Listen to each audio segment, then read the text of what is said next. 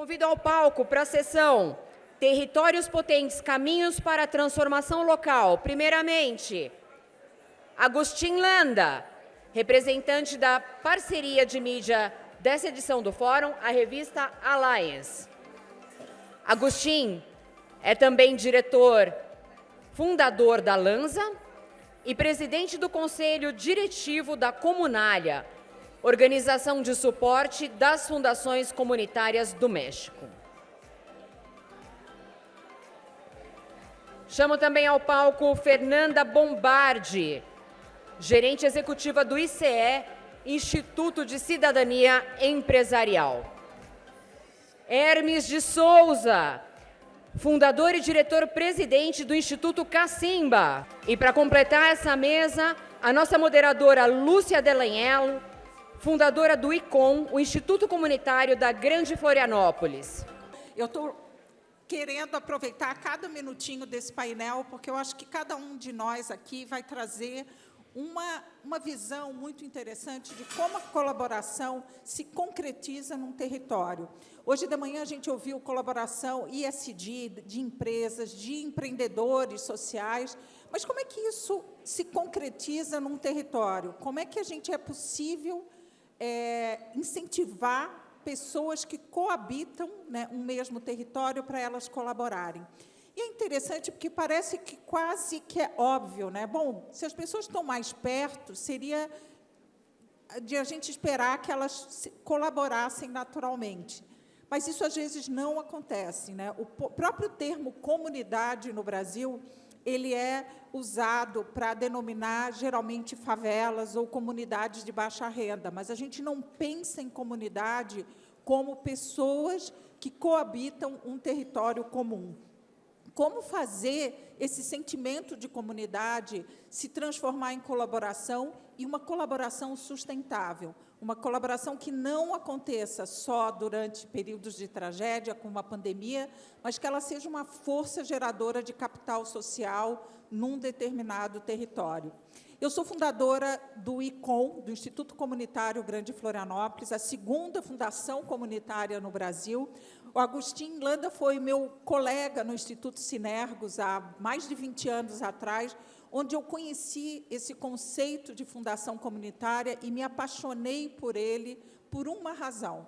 Ele permite que qualquer habitante de um território se torne um filântropo, se torne um investidor social, independente de quanto ele tem de recursos financeiros, de qual é a posição de poder ou não poder que ele tem dentro desse território.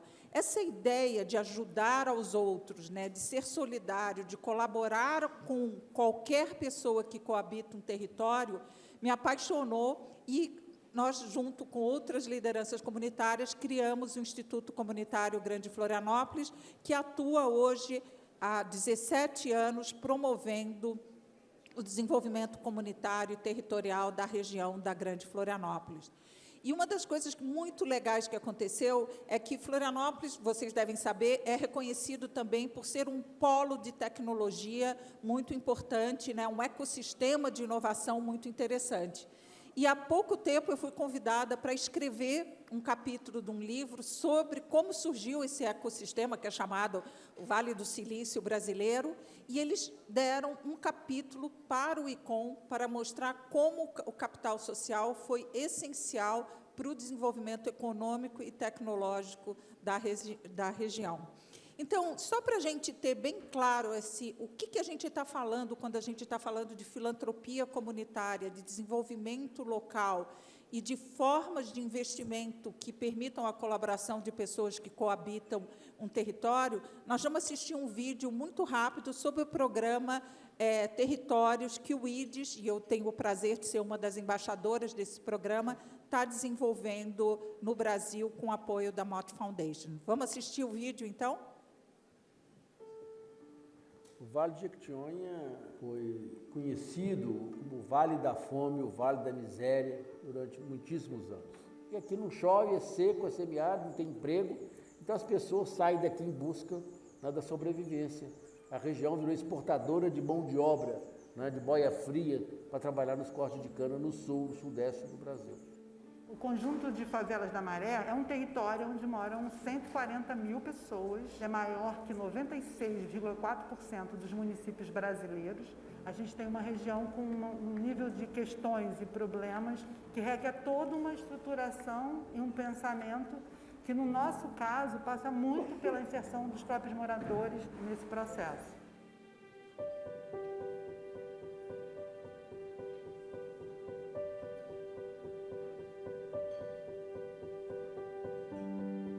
Uma fundação Instituto Comunitário é uma organização que atua numa localidade específica, num território, mas ela faz isso a partir do processo de escuta dessa comunidade e também de um diagnóstico profundo das reais necessidades e problemas que precisam ser enfrentados. E ela faz essa alocação dos recursos de forma sistêmica, endereçando esse apoio financeiro para organizações, coletivos e iniciativas que vão atuar nos problemas identificados como prioritários dessa comunidade.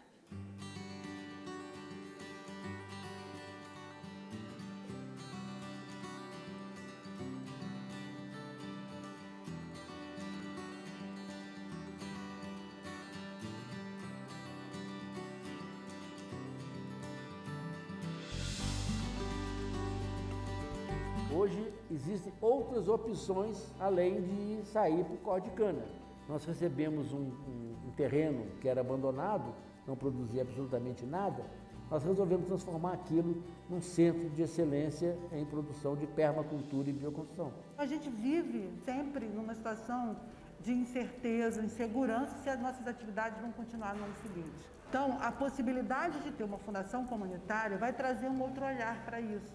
Isso muda, certamente, a maneira e as prioridades que nós vamos poder ter em relação às mudanças que nós queremos fazer. Todos nós podemos ser doadores da nossa comunidade, né? Independente do seu nível socioeconômico, porque se nós somarmos as nossas pequenas doações, isso vai fazer diferença. Eu acredito muito no conceito de investimento social comunitário quando ele é feito para fortalecer a capacidade da comunidade em resolver os seus próprios problemas. Desta maneira, eu acho que é o único caminho de nós promovermos um desenvolvimento social justo, solidário e principalmente sustentável. Helping to bring people together for the common good in a place. The Mott Foundation is honored to support Aegis in its work to build a community foundation movement in Brazil. Boa sorte!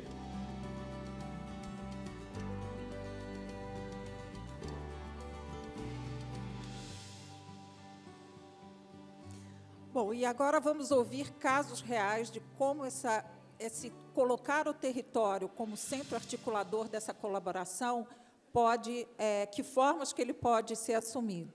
Vou convidar o Hermes, do Instituto Cacimba, que atua em São Miguel Paulista, para nos contar como é que é a experiência do Instituto Cacimba e o que vocês têm aprendido nessa trajetória de colaboração entre os diferentes atores de um território.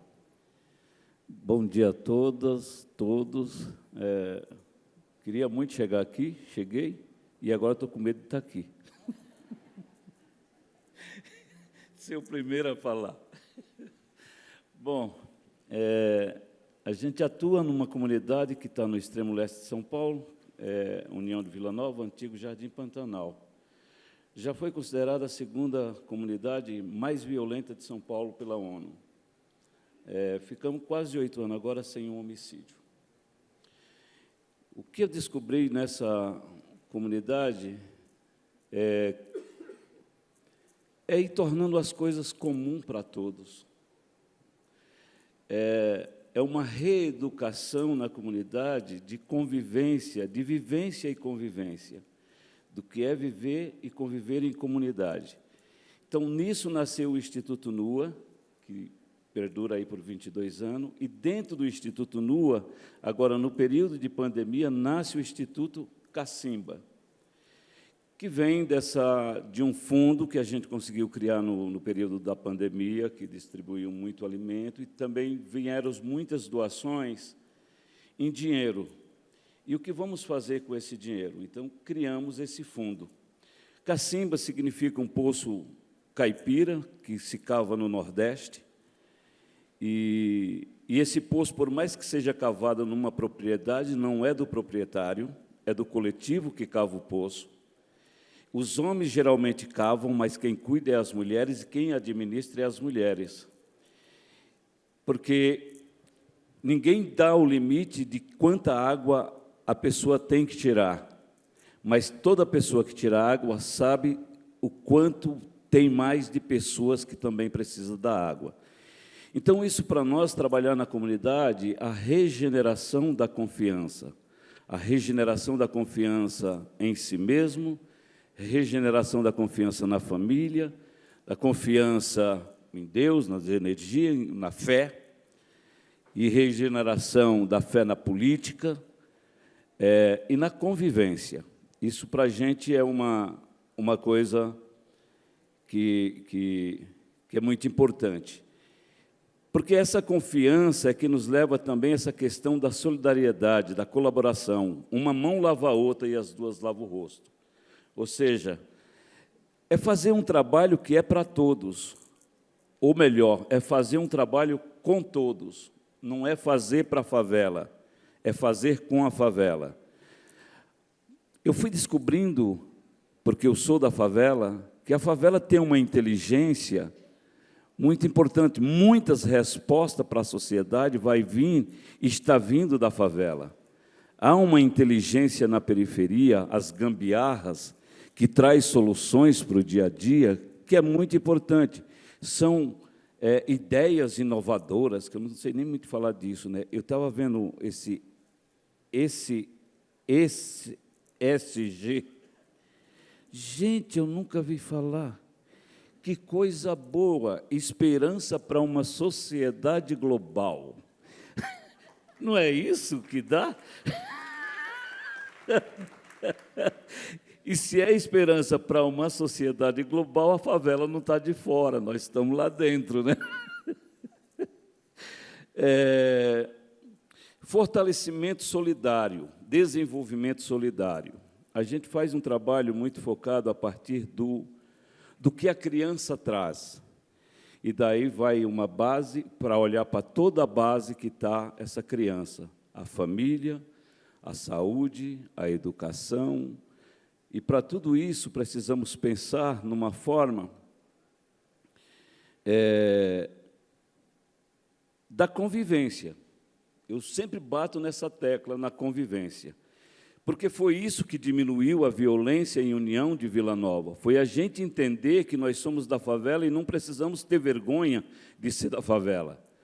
O que a gente precisa é aprender realmente, dar as mãos, colaborar um com o outro e viver e conviver. É nisso que eu acredito. Acho que eu falei de tudo que eu queria falar. Eu não sei, mas eu acho que é isso. Obrigada, Ernest. Falou muito. E, Fernanda, eu fiquei muito curiosa quando eu vi o ICA participando dessa mesa, dessa nova abordagem que vocês estão fazendo, de tentar congregar e associar os negócios de impacto a um determinado território. Você podia contar um pouquinho como é que vocês chegaram nessa posição e, principalmente, por que chegaram nessa estratégia? Primeiro, bom dia, quase boa tarde, né, a todos e todas, um super prazer estar aqui. Acho que a gente está retomando, né, a participação em eventos presenciais, então é sempre muito bom estar pertinho de pessoas que há muito tempo eu não via. Eu estou aqui representando o ICE, mas, na verdade, para falar de uma iniciativa que é correalizada entre 10 organizações, e o ICE é uma delas, né? A gente tem uma iniciativa que começou a ser desenhada há quase 1 ano e meio atrás, mas ela é bastante nova, ela tem 5 meses em operação. Então, a gente está aprendendo muito, Lúcia, e eu vou contar aqui muito mais para vocês das nossas motivações, mas é uma caminhada longa de pelo menos 5 anos, então acho que a gente vai aprender muito sobre o principal tema desse fórum aqui, que é justamente a colaboração. E vou falar um pouquinho dessa mudança, né, da estratégia de atuação em cidades.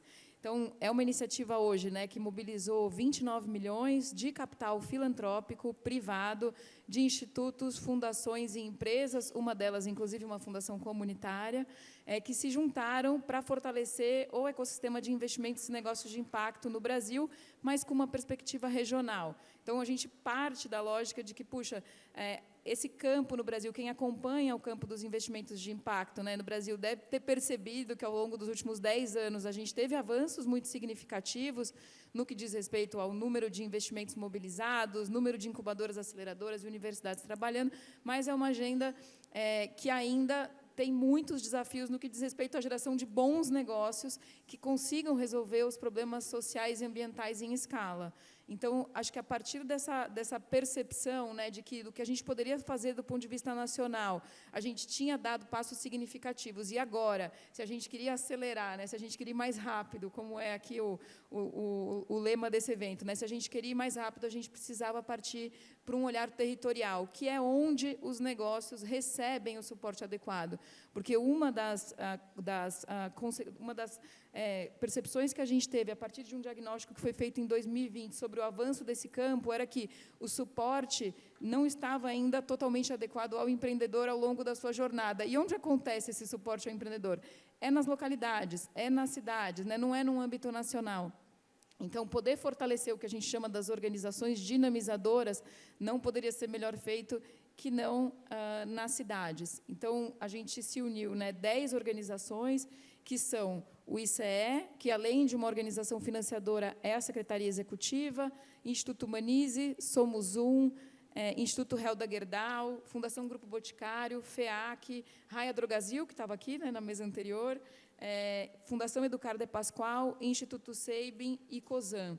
E acho que a grande motivação para a gente trabalhar de forma colaborativa, acho que, né, foram duas as principais motivações. A primeira era que o problema que a gente quer endereçar é um problema muito grande e muito complexo.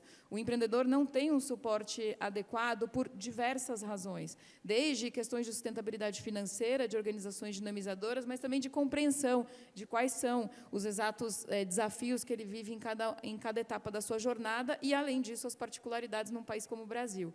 Então, acho que isso foi uma das grandes motivações, falar, puxa, se a gente vai resolver um problema complexo, a gente precisa reunir um grupo de atores que entenda dessa temática, ao mesmo tempo que a gente queria um compromisso de longo prazo, de pelo menos médio prazo, é uma iniciativa de 5 anos, com o território. Então, poder se conectar com atores que atuam no território, institutos, fundações e empresas que atuam em alguns territórios, qualificou melhor essa nossa chegada. Eu acho que a gente pôde compreender mais profundamente o que a gente precisava fazer nesses territórios. Então, o que a coalizão se propõe a fazer, que é a iniciativa, né, chama Coalizão pelo Impacto, é fortalecer organizações dinamizadoras através do direcionamento de capital filantrópico, então, com ações de fortalecimento institucional e disponibilização de recursos financeiros mesmo, para que isso acontecesse.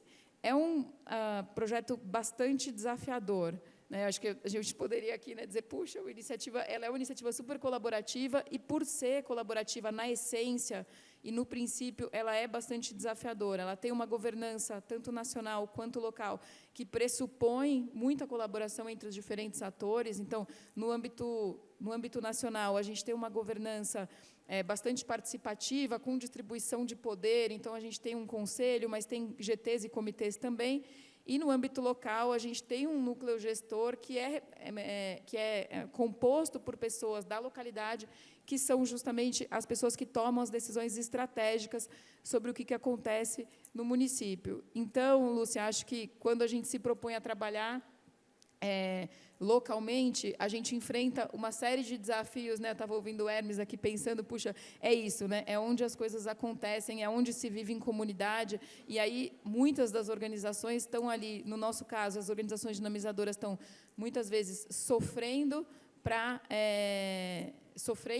atuar e sofrendo para, muitas vezes, sobreviver, e a gente quer propor uma iniciativa colaborativa, né? Então, a gente se propôs a trabalhar em 6 cidades no Brasil, tendo, então, um polo representando cada região do Brasil, muito numa lógica também de aprendizado, a partir da prática, né? Então, é uma iniciativa que vai acontecer em Belém, representando a região Norte, Fortaleza, representando a região Nordeste, Brasília, representando a região Centro-Oeste, Campinas, representando a região Sudeste, e 2 cidades no Sul, Porto Alegre e Paranaguá. E a proposta é que, nesses ambientes, a gente consiga fortalecer, então, o ecossistema de investimentos e negócios de impacto. Mas a forma que a gente escolheu para fortalecer esse ecossistema é justamente fortalecendo essas organizações dinamizadoras, que é quem presta suporte para o empreendedor ao longo da sua jornada. É uma caminhada recente, é uma caminhada que tem 5 meses, a gente tem 1 ano e meio já trabalhando nesse projeto, mas implementando tem 5 meses, com muitos aprendizados que eu espero que eu possa compartilhar alguns aqui com vocês nas próximas rodadas de escuta. É isso. Ótimo, obrigada, Fernanda. E agora o Agustín vai nos contar um pouquinho como é que ele enxerga esse crescimento das fundações comunitárias na América Latina. E só para contar uma história sobre o Agustín, as fundações comunitárias começaram nos Estados Unidos há mais de 100 anos atrás. E muita gente tinha dúvida se o modelo de fundação comunitária daria certo em países latino-americanos, e eu tinha dúvida se daria certo no Brasil. E o Agustín foi a prova viva e nos ajudou muito a perceber que um país como o México, que tem muitas características parecidas com o Brasil, o movimento cresceu e se fortaleceu, e o Agustín foi um desses pioneiros. Então, ele nos fez acreditar que era possível, e muitas fundações comunitárias na América Latina nasceram da sua inspiração, Agustín. Então, nos conta, por que você acreditou, desde o primeiro momento, que fundações comunitárias seriam importantes para os países latino-americanos?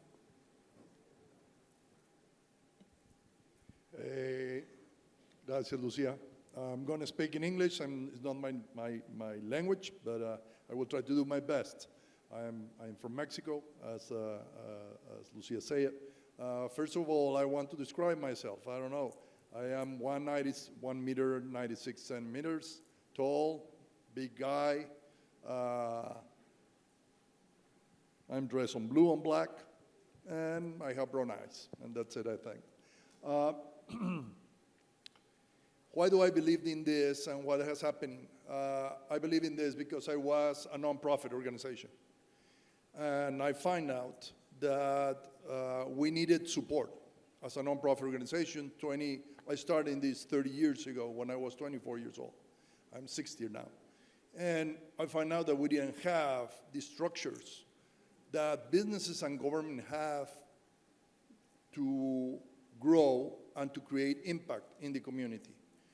And when I found the concept of community foundation, I said, this is what we need. And especially because it allows us to find out, to show up, what are the resources that are in our community.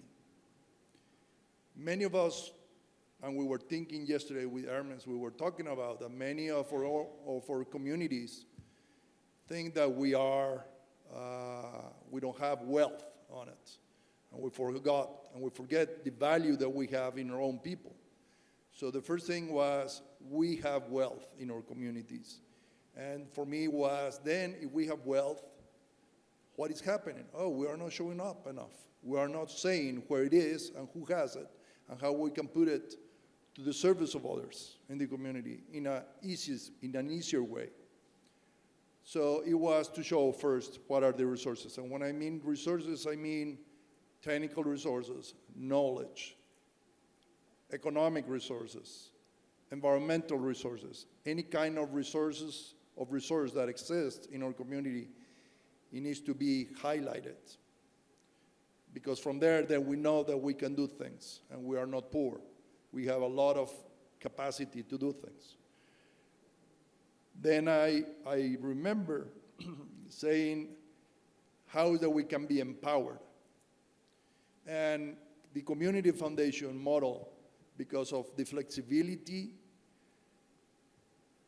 the way it attends the needs of the community, the way it provides accounting, fiscal, financial, and transparency, plus a collaborative structure,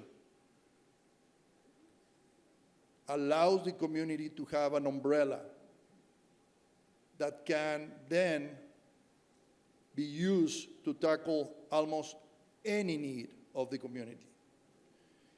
And it brings together not only the poor, let's put it this way, and I'm sorry if this is not the right words, but it doesn't, in a territory, a community foundation doesn't split between the ones that have and the ones that doesn't have, because everyone has something. And everyone is an asset of the community. And that allows for everyone, as Lucia said at the beginning, everyone can be an investor of their own community. So that is hugely important, and that was what I have been, not learning that time, but I have been discovering during these 22 years around community foundations. What is happening in Latin America? Mott Foundation started in 2019 to say we need to invest in Latin America. The endowed example of United States didn't apply specifically to our communities because we don't have that financial structure that the United States has to endow money and to make it easy to endow money and to put it. Now Brazil has it, and I applaud and I congratulate you to have this law about endowments that we should follow up in the rest of Latin America in some way. But Mott Foundation said we should start helping create community foundations or community institutes in Latin America. And there were only about 4 countries that had a community foundation before 2019, and it was Brazil, 2, Uruguay, 1, Costa Rica, 2, and Mexico, 16. And so now we are investing, and I say we because I'm contracted by Mott Foundation in some way, and to help create community foundations in Chile, Argentina, Peru, Colombia, Brazil, Spain, which doesn't have many, and which one I forgot? Colombia, Peru, Argentina, well, it's about 5 countries in Latin America. And the idea is to foster this relationship between the actors and the individuals of a community and a territory to find the ways to have the resources permanently to make the changes needed in the community. I would say that, Lucia. Thank you. Great, thank you, Agustin. Nessa próxima rodada, eu vou pedir para cada um de nós tentar dar um exemplo concreto de como a colaboração pode acontecer em nível local, no território, né? A gente fala muito de filantropia comunitária, falando desse valor da colaboração, da confiança. Eu gostei muito que o Hermes trouxe, de construir confiança, que é o capital social de uma comunidade. Então, vou tentar pensar num exemplo concreto disso.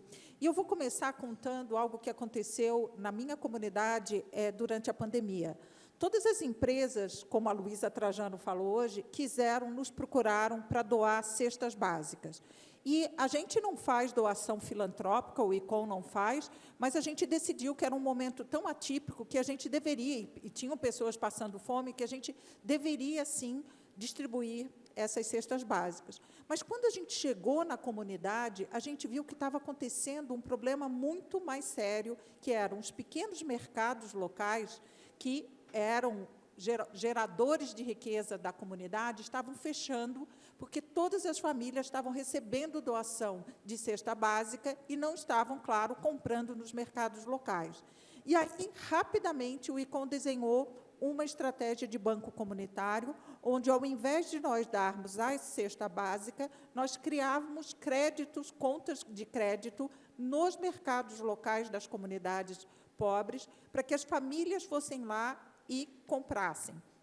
Com isso, a gente manteve a atividade econômica da comunidade funcionando, mas, mais ainda, a gente manteve a dignidade das famílias no sentido de decidir o que era prioritário comprar. Eu não sei se vocês viram, mas na televisão mostrou muito famílias com quilos e quilos de arroz, mas não tinham gás, por exemplo, ou então quilos e quilos de arroz, mas não tinham feijão.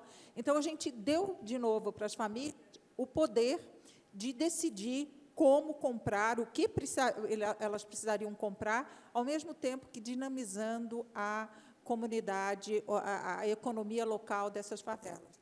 Isso, gente, só é possível se você tem um trabalho muito grande de mapear quais são as ONGs, as organizações que atuam naquele território, para que rapidamente você consiga mobilizar essas pessoas que fazem essa leitura do que está acontecendo lá na ponta e ajudem a Fundação Comunitária a desenhar a estratégia mais adequada para responder à necessidade da comunidade naquele momento. Então, esse foi o meu exemplo do ICOM. Hermes, o que aconteceu na sua comunidade? Dá um exemplo.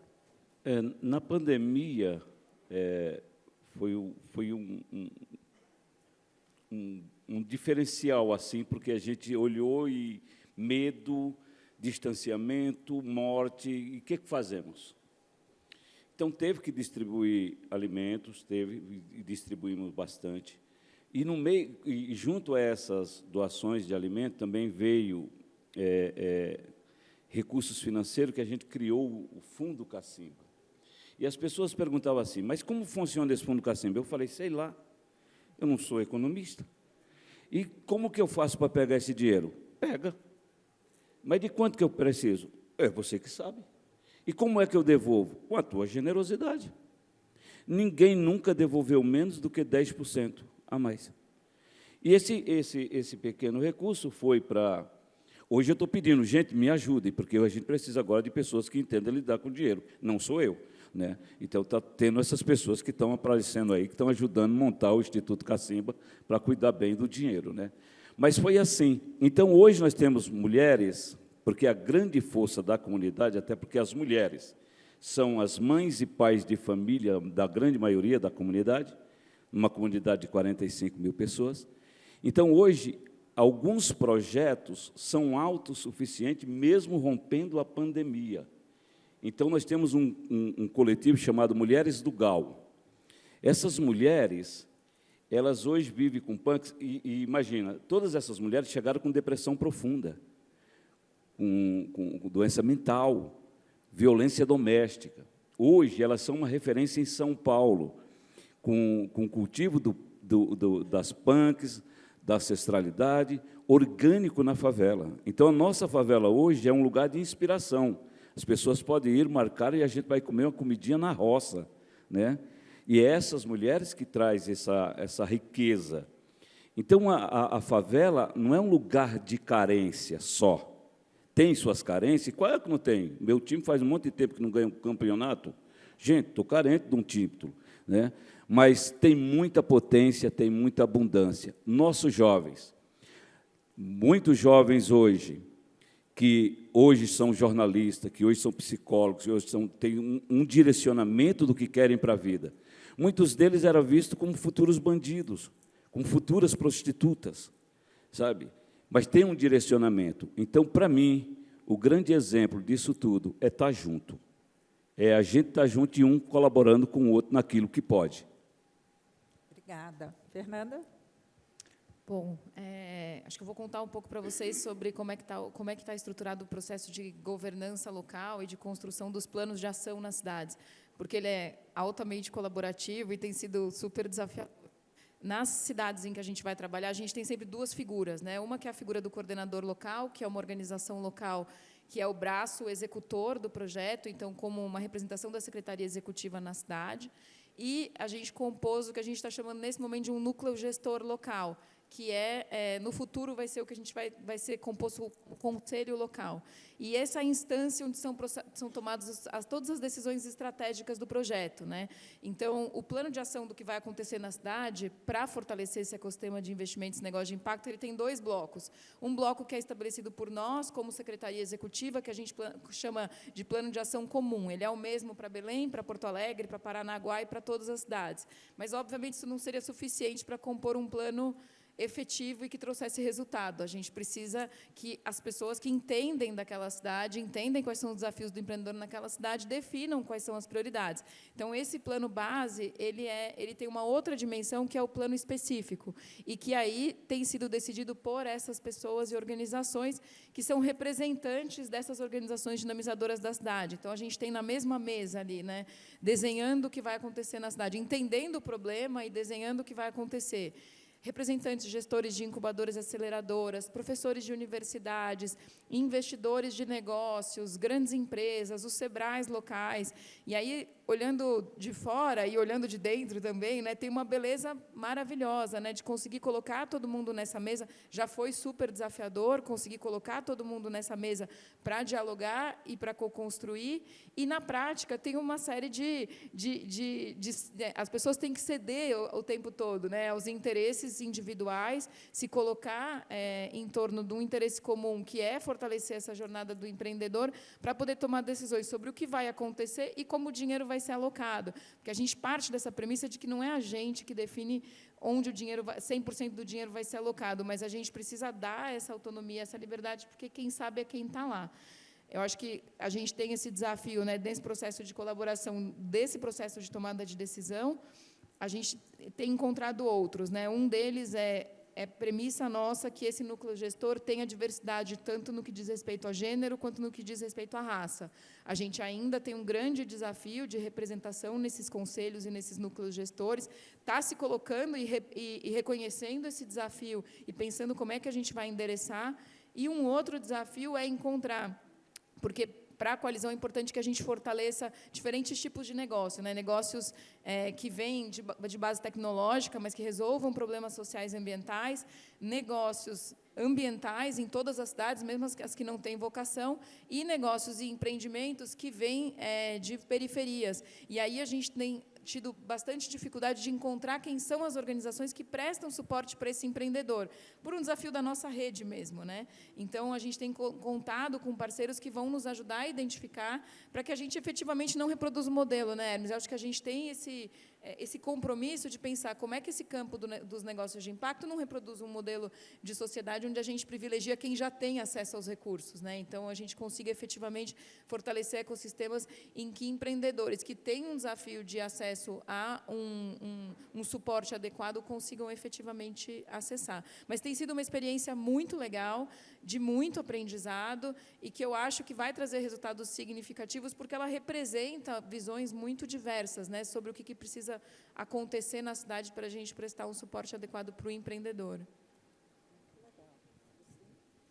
Yes, I want to say that community foundations could be huge players and partners with you guys, because community foundations know the territory, and I'm going to put two examples of those. Monterrey, Mexico, we started in 2012 with $50,000. We distributed up to now $64 million in the community, money from the community, for the community, to the community, with the community. And that happened very specifically, but it was very interesting what happened in the pandemic. The foundation was able to create the collaboration between normal individuals in the community willing to support and to create a campaign of donating money to equip all the hospitals of the city, all the hospitals. I mean all the hospitals, private and public hospitals, because they didn't have.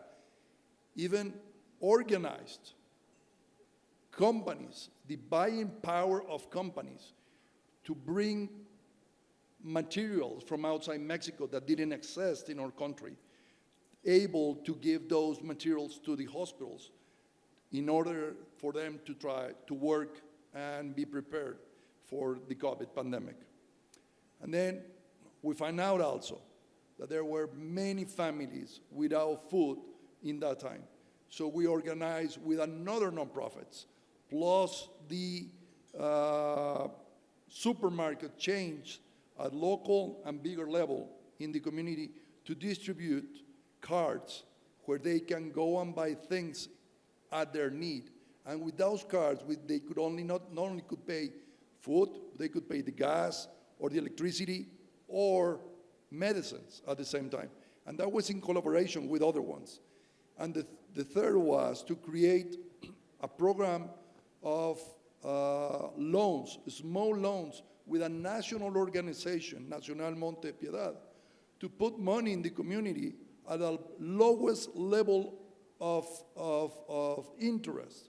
It was even below credit cards. It was even below, it was like 10% or 12% a year loan, which is very low for countries. And for that kind of people, it was very small businesses that it didn't work that much because the people were afraid of asking for loans and not being able to pay it. But the structure was there. And then we also provide tablets for the students that couldn't go to school, of course, and then to have capacity.